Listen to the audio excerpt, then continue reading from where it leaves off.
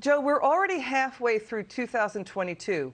Already 5 major cities, Los Angeles, D.C., Baltimore, Milwaukee, and Atlanta, they're on pace to surpass their steep 2021 homicide totals. How are weak on crime policies compassionate to an innocent public? Well, I'll tell you what we're seeing with these policies. It's creating a culture of lawlessness in this country where nobody's accountable for their actions. There's just no consequences anymore. And we're seeing this played out in our urban communities every single day. Just over the weekend, we had dozens of people shot in Chicago. We had a mass shooting in Washington, D.C., where we had a 15-year-old murdered and a police officer shot. That's in a town where murders are already up 10%, robberies are up 34%. It's playing out in other cities across America. Seattle murders up 55%. In Portland, 21%. In New Orleans, up 36%. And the list goes on and on. And we have these clown prosecutors to thank for it. And, you know, nobody's worse than Chesa Boudin, and thankfully he got outed. But next up, George Gaston. You're next up on the chopping block because D.A. Gaston cut a sweetheart deal to a violent repeat felon. Forget this. Felon in possession of a firearm. What idiot would give someone like that probation? And while they were out, that individual murdered Officer Perales and Santana in cold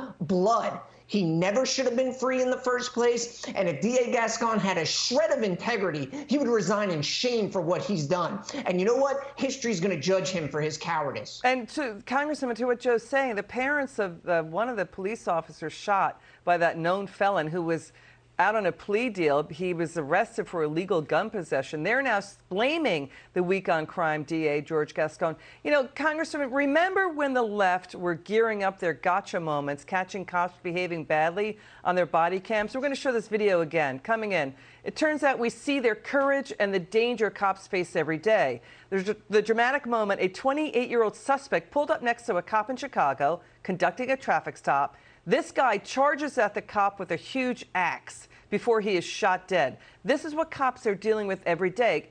People feel like crime is getting out of control. Yeah, the left doesn't seem to understand the difference between the good guy and the bad guy. They want to defund the police while they're, putting criminals back on the street. And that's why DAs like out in San Francisco, positive recalls are happening. America has had enough. It's just like with the education transparency stuff in Virginia.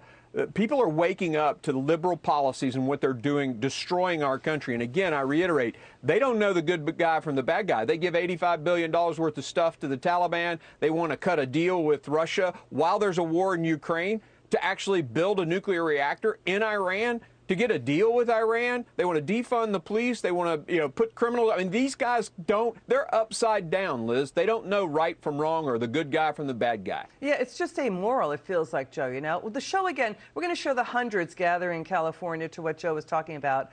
For the vigil for 2 California police officers shot to death in El Monte outside Los Angeles. And now this, Joe, Hillary Clinton is talking to the Financial Times. She's saying that basically Democrats face, quote, losses, severe losses, frightening losses to Republicans because they keep taking, quote, extreme positions on things like defunding the police, that they need to stop that.